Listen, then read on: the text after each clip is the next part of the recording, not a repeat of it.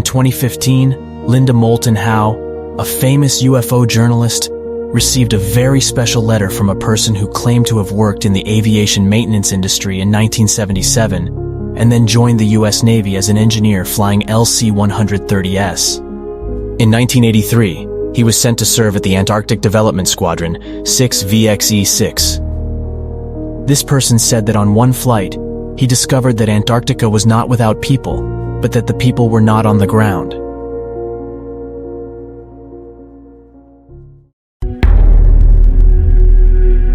In 1968, Linda Moulton Howe graduated with a master's degree in communications from Stanford University. In 1980, she noted the fact that many cows on American farms were being slaughtered. Organs such as eyes, tongue, and genitals were all taken away. The blood of these cows was all drained, but there was no blood at the scene. The most suspicious thing was that every night before the cows were killed, people saw unidentified flying objects in the sky. After a while, Linda concluded that this had to do with aliens studying life on Earth. Not only that, but she also turned this into a documentary, which later received an Emmy Award. On January 2, 2015, the Earth Records website Linda operates, earthfiles.com, received a letter from a person named Brian. He claimed to be a pilot officer serving in Antarctica. Brian stated that from 1993 to 1997, he was one of the few people conducting research in Antarctica. He was certain that Antarctica was not as desolate a place as the outside world thought. Brian revealed that in September 1983, he had first set foot on the South Pole and had carried out the task of transporting supplies between McMurdo Station and Amundsen-Scott's South Pole Station. At that time, his superiors advised him that next to the Amundsen-Scott Station, there was a military no-fly zone because there was an air sampling station. Releasing anything from the plane in that area could affect the sampling results. In 1995, Brian received an unexpected assignment when a technician at McMurdo Station had a serious accident that required urgent surgery. Unfortunately, only Davis Station had the necessary medical equipment for the surgery. However, due to the long distance, Brian was forced to make a stop at Amundsen-Scott Station to refuel. Just after refueling, the patient suddenly fell into a coma. Given the urgency of the situation, Brian decided to fly straight through the forbidden area without prior notice. While flying over the restricted area, the co-pilot noticed that the system detected an unknown signal. At that moment, the crew looked out of the window and saw something unexpected. Right at that spot where the air sampling station should have been, there was a massive underground tunnel. And there was this large opening in the ice where this air sampling station was supposed to be. How big do you estimate it was? I estimated that you could have at least flown one of our aircraft into it, probably more of the size of a football field. Brian also observed several vehicles heading towards the bunker. Many people using Google Maps have also reported the discovery of numerous mysterious underground openings at the South Pole. After Brian had brought the injured person to Davis Station, the group was led to a small room. A commander entered and addressed them, saying, "Okay, gentlemen, what you saw, you did not see. You were not over that area, and you will not ever talk about this again." With that, the commander left. As Brian spent more time at the South Pole, he discovered that there were others who also knew about the underground bunker.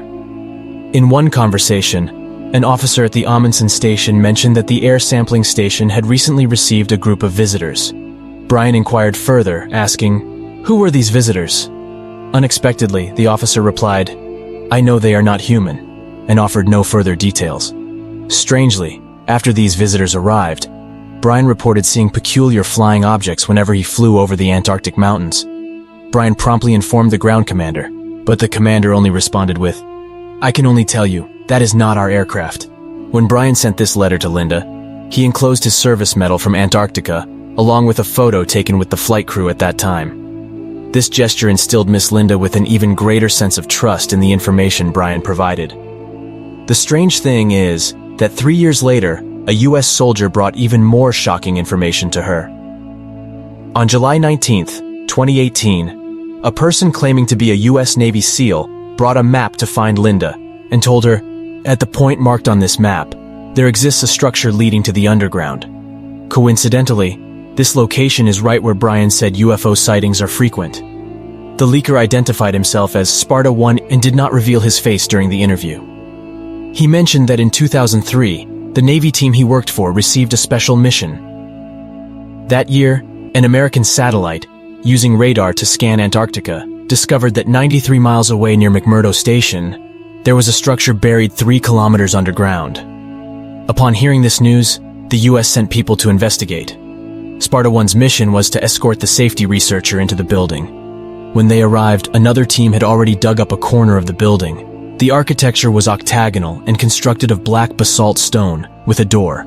Upon entering, they found a walkway that led to another door, which could be pulled up and down.